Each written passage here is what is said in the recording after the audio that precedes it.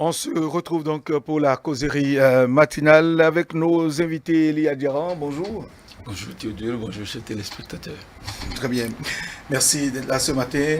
Mathias Sossou, bonjour. Bonjour, chers confrères. Très bien. Et Aziz Achamou, bonjour Aziz. Bonjour à vous Théodule, bonjour à tous les téléspectateurs. Nous allons réagir très rapidement par rapport à la question du jour. Jacqueline Alava nous a servi un plateau bien intéressant. Un plateau bien intéressant, on peut le dire, parce que c'est pas donné à tout le monde. Il faut être en tout cas titan entre griffes, comme on le dit, pour obtenir cette moyenne-là, la première au BPC pour l'édition 2020 de l'examen du brevet d'études du premier cycle. Je crois que c'est un motif de satisfaction. Et quand on voit d'où provient justement cette fille-là, ça ne nous étonne vraiment pas. Le lycée militaire des jeunes filles, qui, quoi qu'on dise, reste quand même un label en matière de promotion de l'excellence. De l'excellence, c'est par rapport à la rigueur. La rigueur, le travail bien fait, acharné, la discipline surtout. Oui. Parce que sans la discipline, on n'arrive pas à obtenir grand-chose. Je crois que c'est un motif de satisfaction. Karel Aïssi, si je ne me trompe. Bien sûr, Cornelia, voilà. Ouais. Je crois que c'est bien et il va falloir quand même qu'on prenne exemple sur le lycée militaire des jeunes filles, le Britannique militaire également de Bemerké et d'autres quand même centres qui prônent l'excellence pour en tout cas la bonne marche du pays, pourquoi pas. Oui, très bien. Mathias Sossou? Oui, c'est sans surprise que moi j'ai été informé de la moyenne de cette fille-là qui a eu 18,84. Pour qui a l'habitude de visiter ce centre de formation à Natitengu, on sait qu'il y a du sérieux qui règne là. Et ce n'est que le résultat de ce qui se passe dans la maison que nous constatons en fin d'année. Une fille occupait cette place, la première d'ailleurs au Bénin pour le BPC 20, c'est quand même à féliciter parce que c'est pas donné. Parmi tous les garçons qui ont composé dans ce pays, c'est une fille qui a sorti la tête. Et elle vient de nous montrer que quand on laisse une petite opportunité, une petite chance aussi à la femme, elle peut prouver de quoi elle est capable. Très bien. Oui, Elia dira, est-ce que c'est pas parce que là, on a fait à des militaires, c'est la discipline, c'est la rigueur et tout ça. En tout cas, ces aspects ont participé à ce résultat qu'on a eu de mademoiselle Comélia Pavella ici. 18,84. Moi, je pense que ce résultat vient corroborer et les nombreuses actions et compétences dont nous reconnaissons, notamment au lycée des jeunes filles, c'est effectivement, comme on l'avait dit, la discipline. La discipline parce que là, rester dans un cadre bien fermé, comme le disait déjà Descartes, on dit on réfléchit mieux dans un palais que dans une chaumière. Quand on se met dans une condition beaucoup plus favorable aux études, je pense qu'on n'a pas de raison à ne pas libérer le potentiel de pouvoir sécréter les substances nécessaires favorables donc à l'édification de la personnalité. On ne peut que souhaiter véritablement beaucoup de courage et qu'elle puisse donc persévérer dans ce sens. Parce qu'il faut que le cap soit maintenu pour qu'après le BPC, pourquoi pas aussi au bac, et là, qu'elle ne puisse donc pas en réalité dégringoler. C'est tout le meilleur que je puisse lui souhaiter. Et éviter aussi les autres à lui emboîter le pas. Bien évidemment. Pas forcément du lycée militaire des jeunes filles, mais d'autres centres de formation, d'autres collèges. La concurrence est de taille. Pourquoi pas? Chaque année, toute école souhaite que le premier ou la première vienne ou provienne donc de cette école-là. Donc je pense que le challenge est là. On ne peut que souhaiter que l'excellence soit toujours au rendez-vous dans toutes les écoles et que vive l'école dans son ensemble. Très bien. Voilà. Et cela m'amène, si vous le permettez, à me poser une question, mais depuis quelques années, les premiers aux différents examens, ne proviennent plus des établissements publics. Et là, c'est un sujet sur lequel nous allons revenir très très prochainement. C'est une très grande interrogation. C'est souvent avec les collèges privés, soit avec les collèges catholiques, les lycées militaires, etc. Bon, c'est quand même une Est-ce que ça va pas être peut-être trop tôt, vu que nous n'avons pas encore une statistique? Il faut d'abord faire une étude comparative. C'est vrai, vous êtes parti d'un constat, mais toujours est-il que c'est vrai que l'engouement, le sérieux, la rigueur qui est beaucoup plus observé au niveau des écoles privées, c'est-à-dire pourrait donc expliquer ce fort taux de succès. Mais toujours est-il que dans le public aussi, avec les réformes qui sont en train d'être introduites par le gouvernement, on pourrait donc espérer que l'école puisse véritablement se réveiller de ce sentier pour que, pourquoi pas, dans l'école publique, qu'il y ait une égalité. Parce que nous-mêmes, on a été dans une école publique, mais on n'avait pas été des moindres, même si on n'avait peut-être pas premier du Bénin. Mais je pense toujours que c'est vraiment ça, c'est vraiment ça. Je pense que nous sommes à l'ère de la réforme et on peut donc espérer que véritablement de ces écoles publiques aussi sortent, pourquoi pas, les premiers, pour qu'on puisse renverser la tendance. La tendance, n'est-ce pas? Vous partagez le même avis? Je suis tout à fait d'accord avec Elie quand il aborde l'aspect de la rigueur dans ces établissements-là. C'est l'occasion aussi de revoir aussi plus davantage, je vais dire, le système éducatif.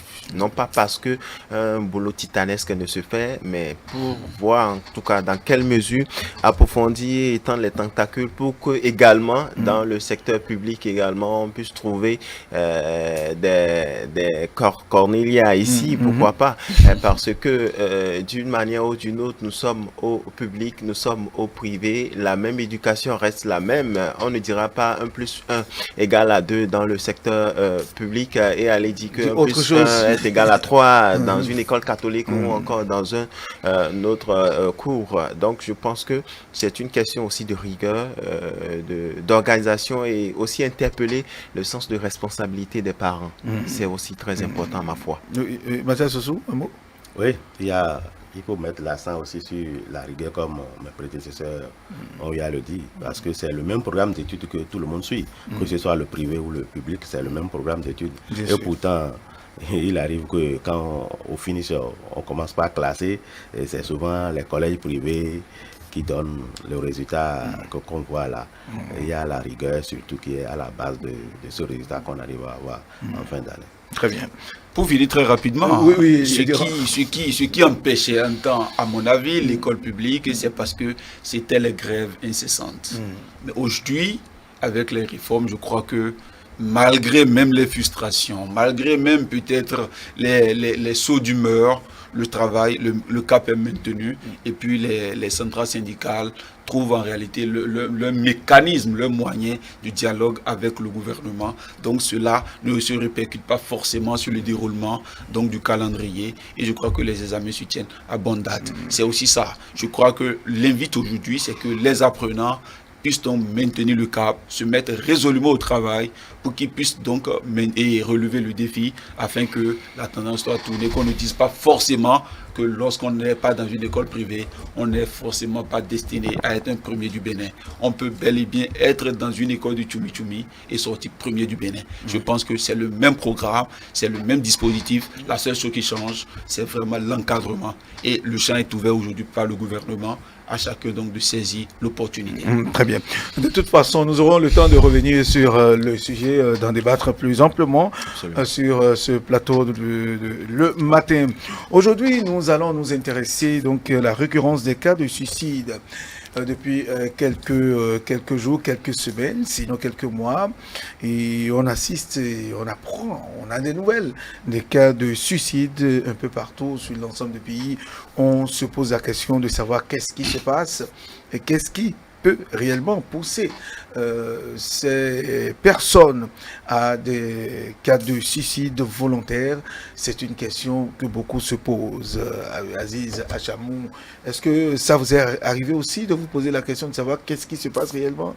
C'est vrai que dans les ménages, parfois on se pose la question de savoir qu'est-ce qui pourrait amener un individu à aller jusqu'à cet extrême, si on peut le dire.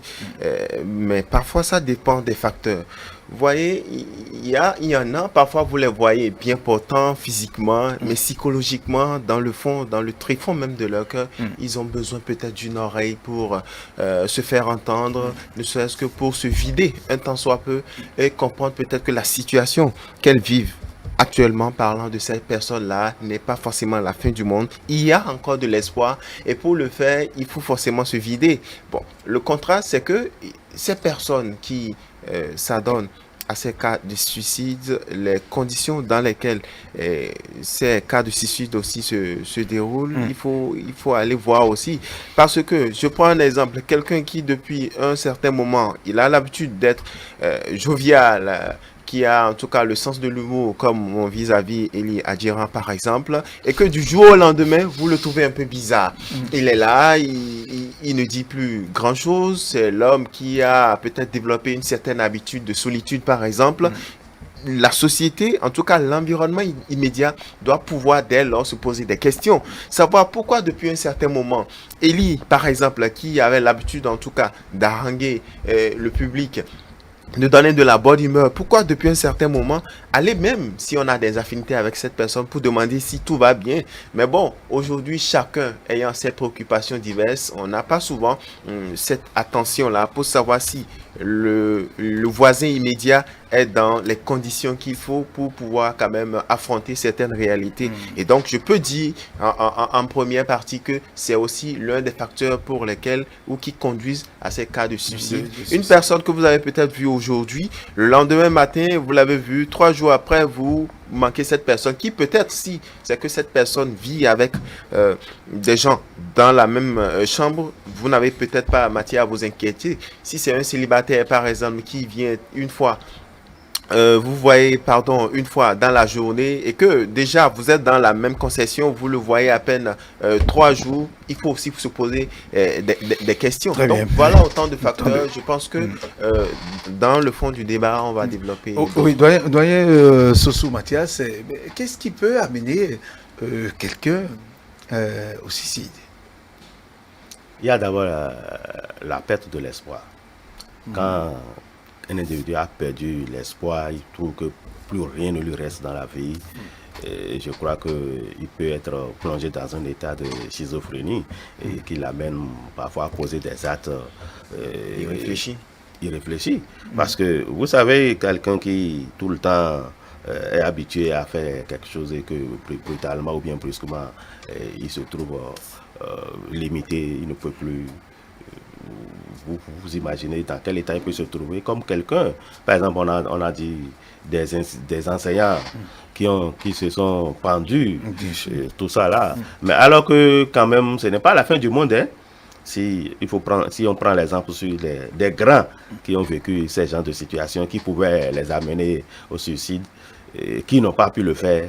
Et je crois qu'on peut quand même se poser des questions. Est-ce qu'en ce moment-là, est-ce qu'il n'est pas nécessaire de faire un retour sur soi-même pour quand même s'asseoir et voir, étudier et voir s'il n'y a pas possibilité de contourner l'obstacle qui se pose devant nous. Il y a un exemple atypique qui est devant nous. L'actuel président qui est élu il n'y a pas une semaine aux États-Unis, Joe Biden, je vais nommer, mais il a connu des situations où à un moment donné, mais, il peut même se suicider, ou mais il a réfléchi, il a dit mais, que le suicide n'est pas une solution pour régler les problèmes, qu'on peut quand même lâcher un peu de laisse et observer ce que la nature va devenir. Quelqu'un qui a perdu sa femme et son enfant, et puis après... Moins de 2 semaines, pratiquement. Et le seul fils qui lui reste, et puis celui-là, aujourd'hui, est devenu le président la première puissance mondiale. La première puissance du monde. Vous voyez que... Lui-même, il a dit, il n'y a pas, après les résultats, il a dit que le suicide n'est pas une solution pour régler tous les problèmes, que ce qui s'est passé avec lui dans la vie. S'il pouvait se laisser aller à ce fait-là, il ne serait pas président des États-Unis aujourd'hui. C'est comme la chanson de Gaillon, où on dit c'est-à-dire la vie encore devant où le gars il s'est retrouvé face à des situations où il trouve que le seul moyen pour échapper, c'est de se donner la mort, où il prend la corde pour se pendre. Et il y a un autre qui a perdu les doigts, un lépreux qui passait sous l'arbre là, qui a buté un caillou, pour tomber, il dit mais pour nous quoi. Celui qui est en haut, il dit mais celui qui a perdu tout, il trouve que la vie est encore devant lui, qui a tous ses membres en forme, perd espoir pour aller se pendre, et il est descendu. pour continuer sa vie. Et après, on sait ce que ça a donné. C'est comme ça. C'est-à-dire qu'il y a, au moment où les gens sont plongés dans cet état de schizophrénie-là, il faut qu'ils trouvent une petite assistance seulement et puis ils échappent. Il y a le dialogue qui doit être installé autour de ces gens-là pour quand même les ramener à la raison. Oui, Elia Diran, votre avis sur la question, parce que là, c'est aller au suicide, c'est une question de morale, c'est une question d'éducation, parce que là, c'est toute une vie que vous supprimez. Or, la vie, elle ne vous appartient pas. Vous choisissez d'arrêter, les sacrés, de mettre un thème à votre vie. C'est avec un cœur, avec un pincement au cœur que je prends la parole lorsque j'entends une fois un phénomène de suicide.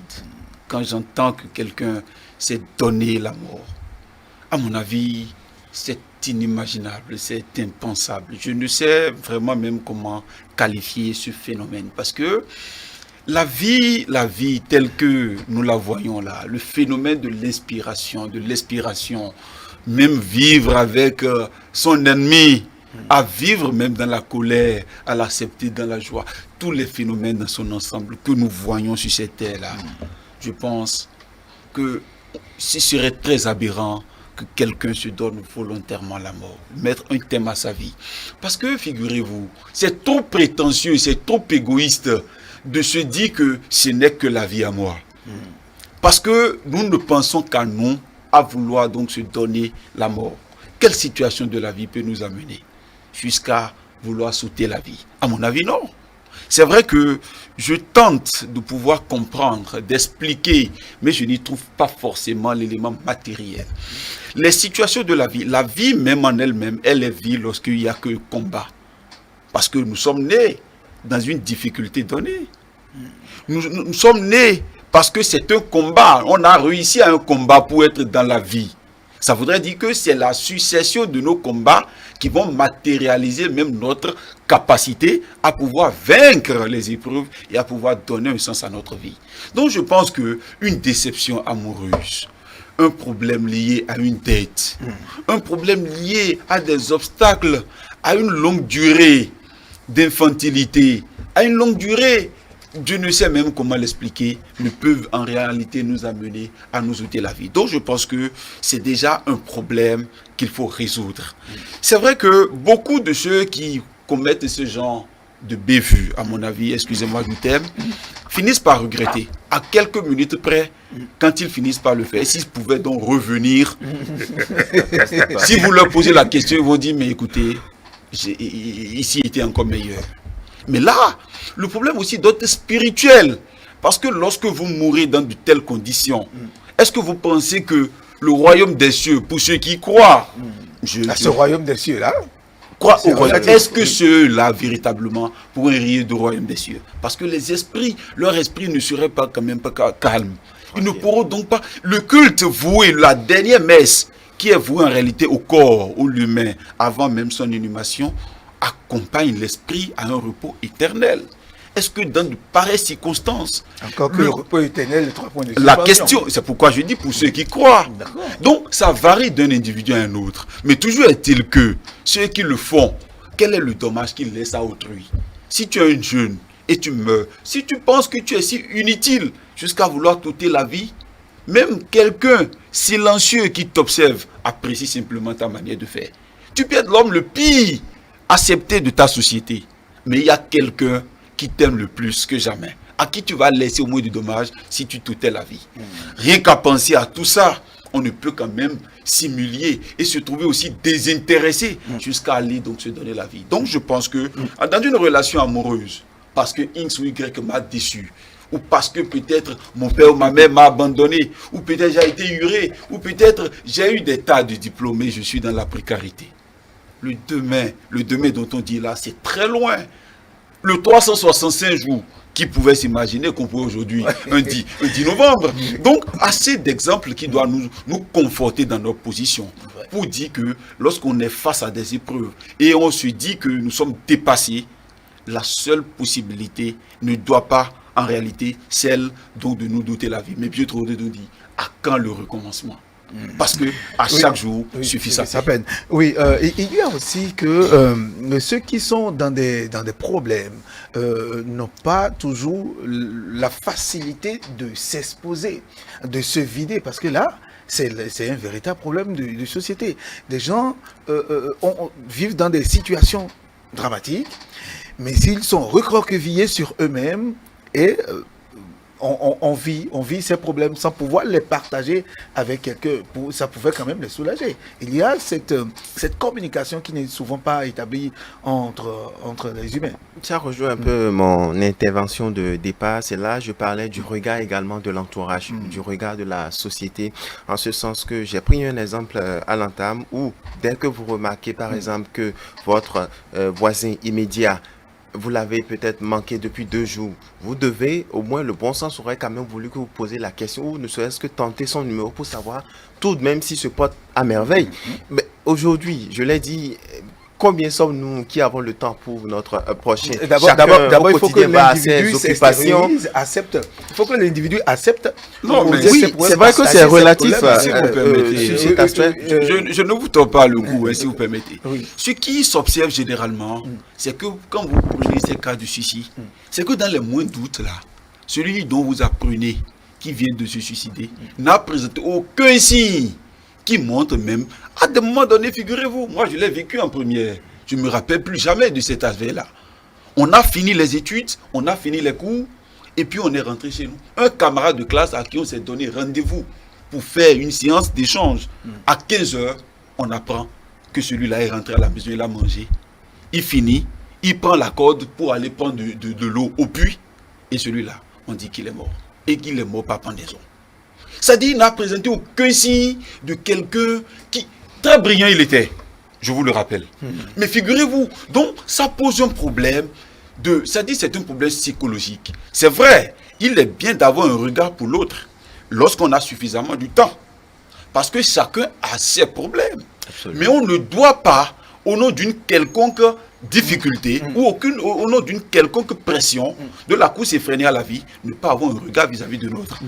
Mais je me dis que le problème, c'est un problème individuel et chacun doit pouvoir surmonter. C'est la capacité de chaque individu à pouvoir se dire que la vie que je porte là, elle ne m'appartient pas, même si je suis responsable de ma vie. Et tant que je vis, c'est que l'autre aussi a besoin de moi et je dois en réalité me donner des réserves au nom donc de ce respect mutuel qu'impose la société pour que je n'aille pas à cette extrémité. Oui, justement, c'est ça qui amène le fait de ne pas communiquer, de ne pas s'exprimer. Aziz était en train de donner son point de vue. Je suis d'accord avec Elie, mais quelqu'un que vous voyez bien portant, qui remplit en tout cas les conditions, mais vous devez aussi vous poser parfois vous savez, parfois il faut jouer aussi sur la psychologie des personnes. Une personne peut vous rassurer tout à l'heure de ce que tout va bien à son niveau. Vous le voyez peut-être quelques instants d'après, il est recroquevillé comme vous l'avez dit. On doit pouvoir se poser des questions. C'est vrai qu'il y en a qui sont tout de suite de façon systématique, qui sont fermés de nature, mais ça revient aux voisins immédiats de faire ce travail-là, ou peut-être aller voir. J'insiste sur le fait que la société doit avoir un regard, ou l'environnement immédiat doit avoir aussi un regard, dans ce sens que si déjà je n'ai pas la facilité peut-être à m'ouvrir à Elie, j'ai peut-être la facilité à m'ouvrir à vous. Elie peut-être peut venir me voir et peut-être qu'il n'aura pas satisfaction. C'est de voir peut-être la plupart du temps avec qui sont ceux-là avec qui il a l'habitude peut-être ou à qui il se confie le plus facilement que possible.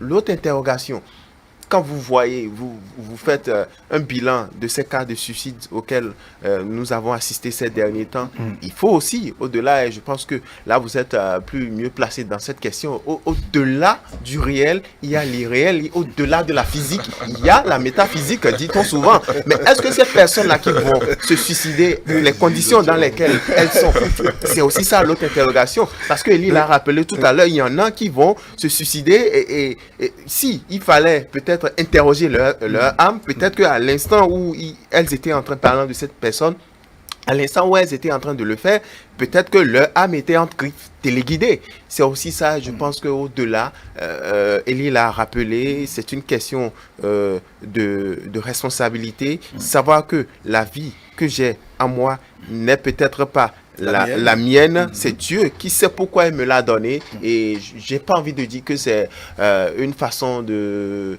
C'est une lâcheté, en fait. C'est mon avis. Et se donner la vie, c'est faire preuve de lâcheté. Je l'assume, j'assume ce que je dis. Parce que vous, au moment où vous avez peut-être perdu espoir, mais parfois on se pose la question, regardez juste le boy qui veut juste qu'il retrouve la vue. Peut-être qu'il a des ambitions pour peut-être atteindre un projet. Mais vous avez la vue. Vous avez, comment on appelle, votre mobilité. Vous avez cette liberté-là peut-être d'aller et de revenir. Si vous suicidez, le prisonnier, celui à qui on a peut-être donné 50 ans, 50 ans peut-être que c'est trop exagéré, même cette peine-là, il sait quand même que tôt ou tard, tant qu'il a la vie, il va sortir peut-être se reconstituer. Donc, je pense que c'est des paramètres aussi qu'il ne faut pas occulter. Oui, doyen, ce pourra mieux nous orienter aussi que c'est l'écoute qui pose problème. L'écoute et la manière de se communiquer, de communiquer, de s'extérioriser. Et ça, c'est un aspect très important. Et le regard de la société. C'est-à-dire, vouloir s'exposer, je vais me confier à telle personne, quel regard aura-t-il de moi, qu'est-ce qu'il peut penser de moi? Tout ceci nous amène à ruminer nous-mêmes nos problèmes, alors que ça ne devrait pas être le cas. Il y en a, il suffit juste qu'ils exposent leurs problèmes pour retrouver un instant de soulagement. Et puis, la vie continue. La vie continue vraiment, parce que d'abord, celui qui a des problèmes, qui arrive à se confier à quelqu'un, n'ira plus au suicide.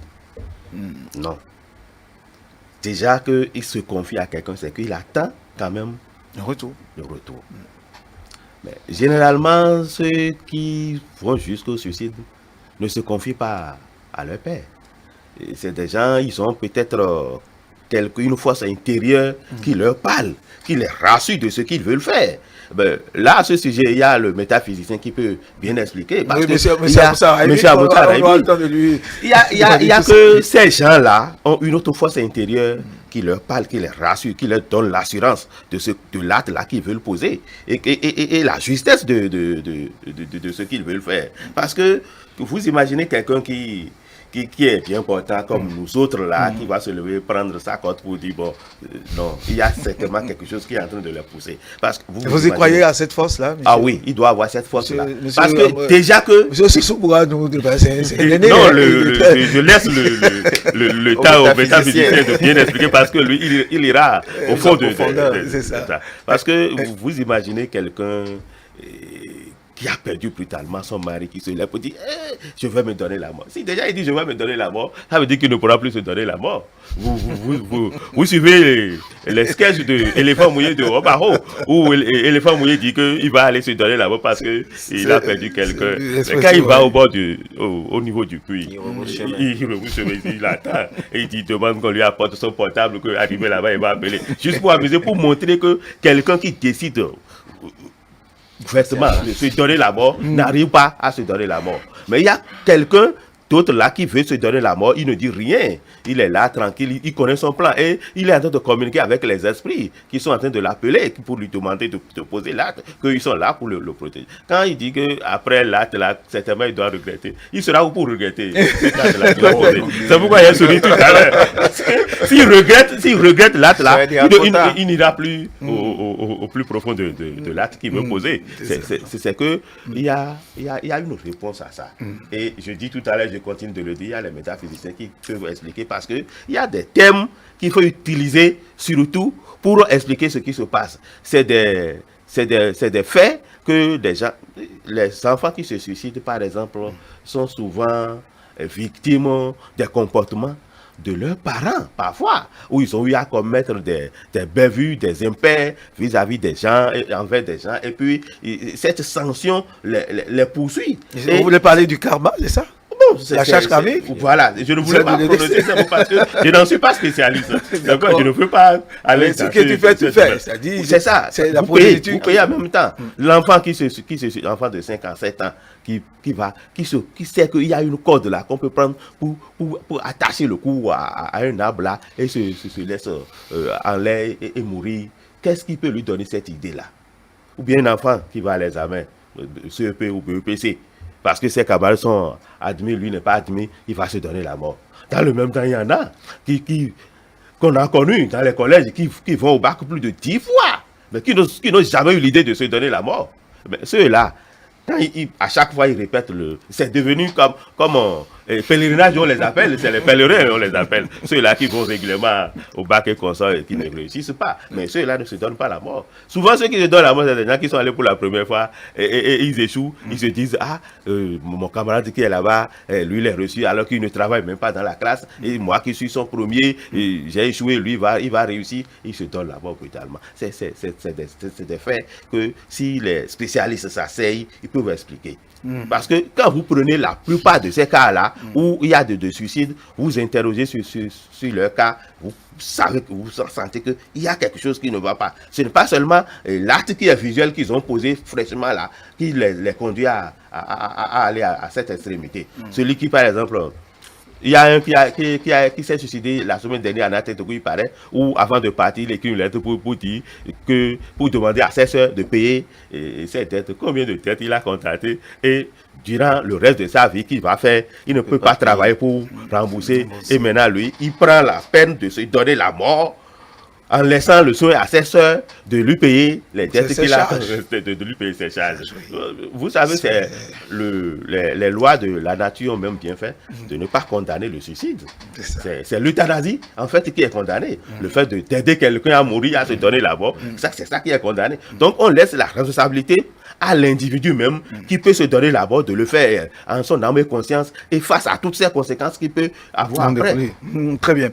Oui, Elie Adiran, oui. Est-ce que c'est pas un problème de capacité de coefficient mental, coefficient de personnage qui se pose suffisamment pas bien entretenu, bien encadré, qui amène à tout ceci. Surtout que vous, la dernière fois, vous avez eu la chance de faire un reportage sur la situation. Vous avez rencontré le professeur de Diabouzovi, et qui est un grand sociologue. Effectivement. Oui. Vous savez, le professeur l'a rappelé si bien. Il dit que ce qu'il faut chercher à comprendre, c'est l'égoïsme de l'homme. Notre moi intérieur qui nous surplombe. Figurez-vous, on se trouve trop dans notre position d'aisance, de supra-humain, que nous pensons que la solution que nous pouvons peut-être faire, on n'a pas voulu peut-être simuler, on pense que ça ne doit pas, ou ça ne peut pas nous arriver. Et rien qu'à le penser, on ne nourrit plus au fait la raison. C'est notre ego qui surplombe notre être et nous nous donnons à des comportements très peu orthodoxes. Comment on peut dire que simplement parce que je n'ai pas pu concevoir? Conséquence, je suis l'homme le plus malheureux de la nature. Alors qu'à côté, j'ai peut-être tous les membres et je suis actif. Ailleurs, quelqu'un qui est peut-être un estropié ou qui n'a rien, lui, il est peut-être plus fécond. La notion du bonheur va de soi. Et les problèmes varient d'un individu à un autre. Vous avez évoqué tout à l'heure la question du quotient intellectuel. Ce qui est marrant, c'est que ce n'est pas que les personnes peu instruites et peu instruites, voilà, qui se corrigent. Ça varie de toute catégorie socio-professionnelle. Ça voudrait dire qu'il y a un problème intérieur qu'il faut donc corriger. Monsieur Sossi le disait tout à l'heure, que dans la vie, nous devons savoir que la fin d'un problème constitue le début de nouveau, d'un autre problème. Donc, la succession de nos difficultés nous confère des aptitudes. Et dans la Bible, moi, je vais juste ouvrir une petite partie qui dit, Dieu dit, laissez venir à moi les petits-enfants, car le royaume des cieux appartient à ceux qui les ressemblent. Ça voudrait dire que si nous pouvons vivre comme un petit enfant, tu tapes un enfant tout à l'heure, bien qu'il soit fâché, il s'en va, c'est ce même enfant qui te revient. Si nous pouvons savoir que les difficultés de la vie nous permettent en réalité de grandir autrement, d'avoir d'autres compétences pour avoir un autre regard plus large de la vie, nous allons véritablement éviter progressivement ces cas de suicide. C'est vrai que c'est légion. On ne souhaite jamais que cela nous arrive.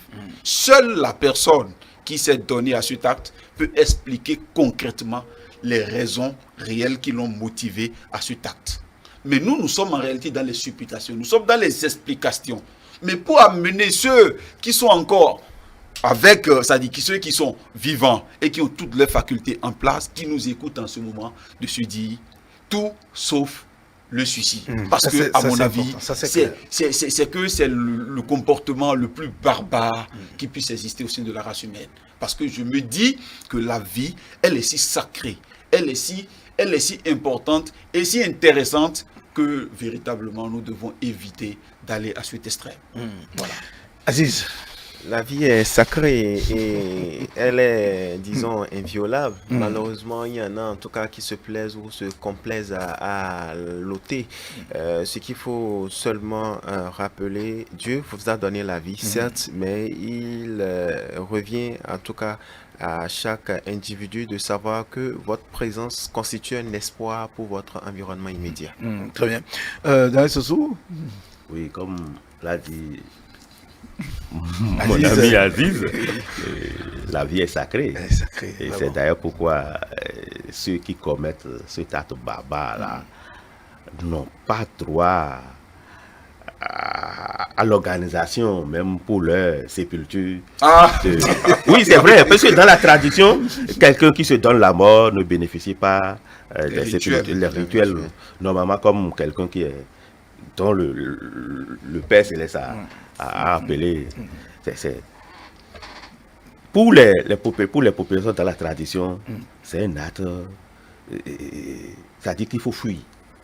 C'est considéré comme quelqu'un qui a posé un acte. C'est-à-dire, le péché le plus grave là, c'est celui qui s'est donné la mort pour le commun des mortels.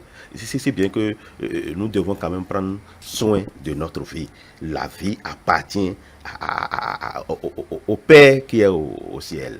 C'est lui. Puis on dit que seul Dieu qui donne peut reprendre.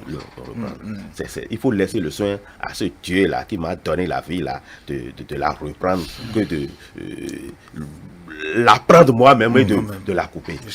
C'est important. Et c'est ça c'est peut-être une brèche qui va nous amener à sortir du sujet. On dit très souvent, et là les spécialistes, même les hauts gradés de haut niveau, les spirituels de haut niveau, arrivent à dire que très souvent, ces cas de suicide, leur âme plane toujours. Ils subissent en tout cas, de cheminement vers le purgatoire. C'est normal parce que c'est comme s'ils se sont ôtés la vie dans la douleur. Vous allez voir, figurer quelqu'un qui met une corde à un arbre. Cherche peut-être... On va prendre des comprimés. Ou peut-être va prendre des comprimés. Oui. Simplement parce que peut-être on est tombé grosse ou je ne sais. Ou simplement parce qu'on a enceinte, on dit qu'on n'a pas les moyens. Ou simplement parce que peut-être... Vous avez perdu le boulot. On a perdu le boulot. On dit que la vie est difficile. Ou hier, c'était toi qui avais R+5, qui était l'homme le plus lentille de ton quartier, de ta famille. Et par la force des choses, aujourd'hui, tu marches. Ou du moins, tu es peut-être à moto. On est dans cet inconfort-là, on ne pense qu'à soi. C'est pour ça que je dis que tout se résume au fait à la question de l'égoïsme, de la pensée individuelle. Mais la vie, c'est une question de conscience, de liberté et de responsabilité. Nous devons éviter au maximum, éloigner de nous toute pensée négative liée donc au suicide et se dire que si nous sommes hommes, c'est parce que on a mené un combat et le combat demeure toujours constant jusqu'au jour le bienfaiteur, le créateur du ciel et de la terre qui nous a donné cette arme-là, puisse donc l'arracher. Voilà. Très bien. Merci. Quand nous parlons donc d'assurance, de force en nous-mêmes pour ne pas se donner la mort, eh bien, nous allons à présent nous servir de l'eau, source de vie.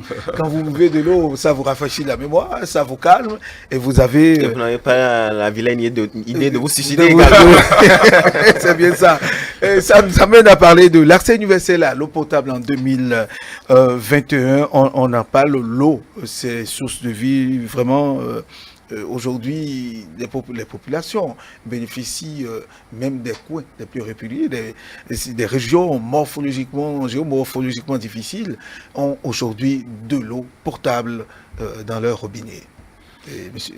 Oui, désormais, l'eau coule, pour ne pas dire à flot, mais en tout cas, dans la plupart des régions, désormais, les populations bénéficient de l'eau potable de bonne qualité, une eau potable qui, grâce aux réformes, en tout cas, porte leurs fruits. des réformes à saluer en un premier lieu parce que dans un passé récent, il fallait faire des kilomètres pour ces contrées-là, aller à Tchoumi, à Bogo, à Madikali, à Bodjikali, où je ne sais encore, où il faut charger des bassines pour aller se procurer ne serait-ce cette eau-là. Je pense que, vous l'avez dit, c'est une source inévitable. On a besoin de l'eau dans tout ce que nous faisons. Et il ne se passe, en tout cas, faites votre petite investigation dans n'importe quel village ou dans n'importe quel département, j'allais dire, il y a des communes ou des contrées, pardon, qui, dans un passé, n'avaient pas cette possibilité-là, ne serait-ce que même bénéficier d'un petit forage. J'ai parlé juste d'un forage dans leur localité. Aujourd'hui, avec le projet d'extension, je crois que c'est tout d'abord, en tout cas, un motif de satisfaction pour le gouvernement, en tout cas, qui œuvre au quotidien pour satisfaire ces besoins-là, les plus essentiels de la population. L'accès à l'eau potable à tous, c'est vraiment une priorité et le gouvernement en fait son cheval de bataille et je crois que c'est quelque chose qu'il faut saluer. Oui, Elie Adirang. Exactement. De l'eau potable un peu partout. Là, nous saluons le ministre Adambi, le gouvernement, le président de la République pour tous ces efforts. Ça fait bien partie du programme d'action du gouvernement. L'eau qui est maîtrisée. Aujourd'hui, le PAG évolue effectivement, nous le constatons. Quand on parlait déjà de la souffrance de la population, on ne peut pas rester à Cotonou pour comprendre. Ça, il faut avoir fait la zone de Dassa, Savé, Glazoué, le Haut-Nord pour comprendre à peu près l'amertume des gens alors qu'on dit que l'eau c'est la vie. Aujourd'hui, je crois que avec le projet d'extension, donc de création, bien évidemment, donc des forages dans les contrées, dans les agglomérations, les populations ont commencé donc par gailler. On commençait donc par remercier Dieu pour avoir pensé à eux. À la limite, même d'aucuns disent, au cours d'un reportage que j'ai même suivi ici, que le président de la République est venu comme un merci. Parce que pendant longtemps, ils n'ont jamais cru qu'ils pouvaient boire de l'eau véritablement chez eux. Même ici à Agbo-Mekalavi, il y a eu une augmentation vertigineuse en matière donc de débit, de capacité de raccordement à l'eau de la Sonnette. Donc je crois qu'il faut véritablement saluer cet effort-là. C'est surtout ce qui s'est passé dans les collines là qui m'a arrangé. À un moment donné, surtout que vous avez vécu longtemps dans les collines. Franchement, c'était vraiment pas la peine. Raison de plus. Ouais, voilà. C'était vraiment pas la peine. Les gens, quand on parlait de bidon jaune, nos regards étaient tournés généralement vers les collines. Parce que l'école, très tôt le matin, les gens vont à 4 h du matin pour ce ne reste que trouver un seul bidon d'eau. L'éducation des enfants sont bâclées. Simplement, la santé, les ventres étaient ballonnés parce que nous avons le marasme, le kwashiorkor. Il y avait plusieurs autres maladies diarrhéiques qui en découlaient. Mais aujourd'hui, avec le gouvernement Patrice Talon, on a vu que véritablement les actions sont à l'œuvre. Et ce qui est intéressant, c'est que les équipements qui sont mis en place, je ne suis pas technicien, je ne suis pas ingénieur, mais visiblement, au regard en réalité de la maîtrise de cette gestion-là, on peut se dire que c'est un mécanisme qui pourra apporter une solution à long terme à la population dans son ensemble. Et il faut aussi reconnaître que d'ici 2021, même pas plus tard qu'hier, le gouvernement était donc dans le Haut-Nord. Et déjà, les maires et préfets des 4 communes du Nord ont été donc rencontrés et avec qui un protocole d'accord a été donc signé pour que véritablement il y ait une interaction entre les municipalités et également donc la gestion envisagée par le gouvernement pour amener donc à une bonne exécution donc de ce projet phare à l'horizon 2021. C'est aussi cela, parce qu'il faut essayer de déconcentrer le pouvoir. Il ne faut pas centraliser le pouvoir. Aujourd'hui, une chose est que le gouvernement ait l'ambition, mais également les bénéficiaires, les représentants du gouvernement à la base puissent donc assurer une déclinaison évolutive donc de ces projets-là. Et c'est cela cela, on va désormais voir par exemple le maire de Parakou qui pourra donc aisément échanger avec ses conseils communaux pour assurer une bonne gestion. Parce que lorsqu'on voit qu'à des moments donnés les forages sont plantés et qu'il n'y a personne pour assurer l'entretien, la même population qui bénéficie de ces forages vient véritablement et détruit et un temps soit peu ce dispositif-là. C'est malheureux, c'est malheureux. Donc je crois que c'est une question d'internalisation, de philosophie qu'il faut en réalité enseigner à la population, car l'eau c'est la vie, dit-on, et je crois que le gouvernement a jugé utile. Et il faut donc saluer cet effort, parce que celui qui te donne l'eau, te donne donc la vie et te donne un nouveau, te donne de l'espoir. Tout se fasse. Quand on parle de l'agriculture, il faut de l'eau. Lorsqu'on parle du maraîchage, il faut de l'eau. Lorsqu'on parle de la vie en elle-même, il faut de l'eau. Et donc le gouvernement apporte une solution très véritable pour la population. De l'eau partout, doyen Sossou, même dans le fin fond du Mono, il y a certaines localités qui ne bénéficiaient pas d'eau aujourd'hui. Vous avez trop de baguettes. Les gens avec leur origine. Oui, voilà, parce que là... Vous avez rappelé à Elie qu'avec les bidons jaunes, il a eu le temps de vivre longtemps dans les collines. Et comme pour moi aussi, j'ai eu le temps de vivre longtemps dans le Mono. Et c'est que au jour d'aujourd'hui, l'eau n'est plus le problème de la population. Parce que la population a véritablement de quoi quand même satisfaire ses besoins, surtout du côté de l'eau. Parce que avec le régime qui est en place, qui s'est donné pour objectif d'offrir de l'eau potable convenablement à toute la population, ce régime est dans ce rôle et est en train d'accomplir sa tâche comme sa mission qu'il s'est assignée. Il fut un temps où pour avoir de l'eau, c'était la croix et la bannière. Mais aujourd'hui, au moins dans chaque arrondissement, on peut se dire qu'il y a quand même un forage qui dessert la population.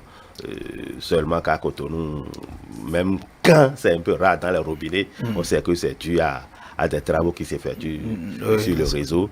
Mais le gouvernement a aussi pensé que dans la ville de Cotonou, en tout cas pour avoir accès à l'eau de robinet, ce qui se constate souvent à la SONEB, il y a quand même des conditions qui sont vues à la baisse pour permettre quand même à la population d'accéder quand même à cette eau-là qui est distribuée dans les robinets.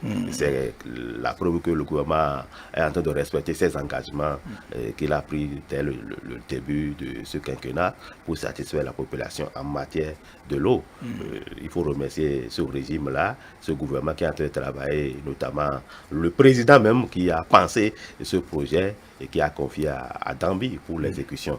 Je crois que c'est à saluer, c'est un effort à saluer. Si tous les présidents pouvaient travailler comme ça dans ces conditions pour satisfaire les populations sur des pans donnés, je crois que nous allons finir d'en parler un jour pour dire que l'eau n'est plus le problème de la population, mais c'est plutôt d'autres aspects qu'on va développer. Oui, bien sûr. Et puis, ça, c'est l'aspect social du branchement. 50 000 francs payables en 2 ou 3 tranches, en tout cas selon vos possibilités. Justement, je crois que c'est venu depuis 2016 où déjà beaucoup avaient de difficultés. Mais c'est ça aussi l'intérêt de la réforme. Parce que dorénavant, si déjà même on souhaitait faire de raccordement des gens et l'institution chargée ou la direction chargée même d'assurer donc la distribution elle-même, elle n'est pas bien organisée, c'est pas bien. On a vu que la réforme a touché également la SONEB et la SONEB d'aujourd'hui n'est plus comme la SONEB d'hier. Les factures sont payées à bonne date. Lorsque vous avez 2 factures, on vous fait déjà des signes et puis vous êtes coupé. Donc je crois que ce n'est pas en réalité pour vous mettre la pression, mais si vous consommez de l'eau, si vous voulez de la bonne eau de qualité, il faut que vous soyez vous soyez donc à jour vis-à-vis donc de vos factures. Et c'est ça en fait l'intérêt. Les abonnements aujourd'hui ne sont plus difficiles. Ils ont même simplifié la vie en matière donc des dossiers constitutifs pour avoir donc l'eau potable. Mais ce qu'il faudrait aussi également donc rappeler, et ce qui m'a le plus enchanté, c'est véritablement les barrages qui sont en train donc d'être mis en place pour pouvoir mettre en valeur en réalité nos sources d'énergie. Et parce que qui parle de l'eau parle également de l'énergie. Tout va de pair. Donc je crois que la politique au terme, même si nous savons véritablement que c'est des aspects inclus dans les ODD, mais le PAG a pris une part intégrante pour être donc au rendez-vous donc de ces soudés-là. Et c'est là en fait l'intérêt. Il faut aussi en même temps saisir l'occasion pour inviter la population qui pense peut-être que l'eau est toxique, etc. Mais c'est faux. Je ne suis pas là pour défendre le gouvernement, mais c'est mon avis personnel, parce on entend des rumeurs par-ci, par-là, pour dire que c'est pour maîtriser une population, etc. Je crois que l'eau, si on sait ce que ça peut faire dans une vie, on ne doit pas se mettre dans une posture de décrédibiliser une action politique. On doit reconnaître que pendant que nous en avons, nous avons nos pères qui sont véritablement dans la précarité ailleurs. Et je le dis toujours, quand vous allez toujours dans la zone de Savais, Savais véritablement un équipement hors pair. Et nous l'avons vu récemment lorsque l'inauguration a été. Mais c'était imaginable. On ne pouvait pas le penser si véritablement il y avait des actions antérieures qui étaient déjà faites, mais dont nous n'avons pas eu les fruits. Aujourd'hui, la population des collines peut déjà commencer par applaudir et remercier véritablement l'ensemble du gouvernement pour cet effort. Même, il a parlé également de Madikali. C'est également aussi une zone très difficile d'accès, parce que déjà, au fait, le Haut-Nord, parce que la géographie même de la zone aussi empêche les gens d'avoir de l'eau. Mais ça constitue un moyen financier plus lourd. Et déjà, il faut des experts en la matière. C'est des personnes véritablement qui ont été non sollicitées. Donc bravo au gouvernement, moi je le dis, et que véritablement vive le progrès en matière d'accès à l'eau potable, qui constitue véritablement un droit pour tous, qui n'est pas réalité. Un des objectifs, bien évidemment, des ODD. Voilà. Oui, Aziz. Durable, oui.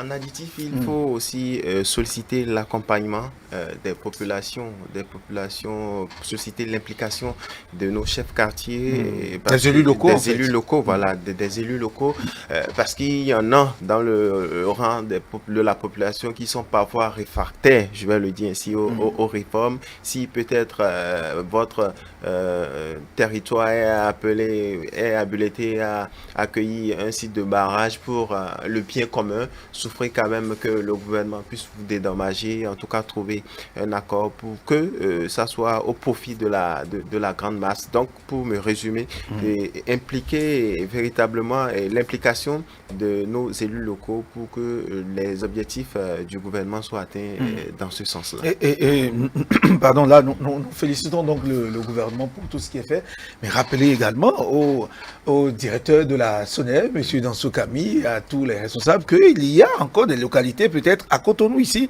qui n'ont pas bénéficié de réseau d'alimentation en eau potable. Si vous allez dans Glanganda, même dans Vossa, des régions, même en pleine ville de Cotonou, il y a des rues qui ne sont pas du tout alimentées. Et des gens sont obligés de mettre les bidons jaunes dans des pouces-pouces pour aller d'une ruelle à une autre pour se servir de là. Nous sommes à Cotonou, il va falloir jeter un coup d'œil dans ce sens. Monsieur,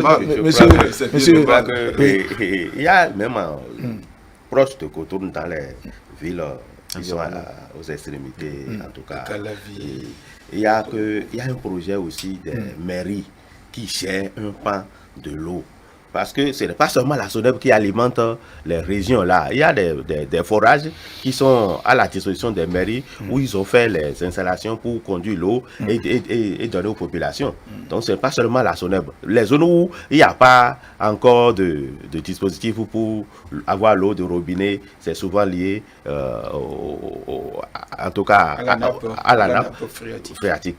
Donc il y a des mairies qui gèrent un pan de ces eaux-là, de ces forages-là. Donc il faut prier quand même les maires, les élus locaux de tout faire quand même pour ça, pour sélectionner, voir là où ça peut aller pour servir quand même la population. C'est pas normal. Surtout à Glanganda dont vous parlez, tu ne crois pas que qui manque de l'eau là, il doit avoir de l'eau là, c'est seulement la politique pour desservir les rues là. Non, je crois que certainement que c'est dans l'un des axes forts du directeur de la SONEB, et qui sait, peut-être que nous ne sommes pas dans le secret des dieux, peut-être que l'autorité déjà plaide au profit de ces localités-là. C'est toujours bien que l'eau soit en tout cas une source bénéfique pour tout un chacun. Je pense que le directeur, il est à l'écoute et sans doute il fait des pieds et des mains pour la satisfaction de la grande masse. Oui. À Glanganda, oui. Et Calavi aussi. Calavi, pourquoi pas, etc. Même à part. Mais de toutes les façons, il n'y a jamais une solution qui soit absolue. tout sera fait de façon progressive. Il faut reconnaître qu'on est parti sur des bases statistiques. De 9 000 aujourd'hui, on est à près de 2 millions d'abonnés déjà à la SONEB. Donc ça voudrait dire que quand on observe l'écart, on sent qu'il y a une augmentation.